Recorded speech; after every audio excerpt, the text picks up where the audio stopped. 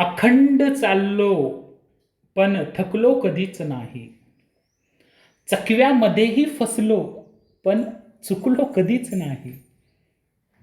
ओठासी आले तेव्हा कळले की ते विष आहे. ओठासी आले तेव्हा कळले की ते विष आहे. पेलो मिठून डोळे, थुंकलो कधीच नाही.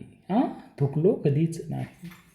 किती पाहिले उन्हाळे, तुडवित तप्त वाळवंट, तरी फूल भावनांचे सुखले कधीच नाही. सुखले कधीच नाही.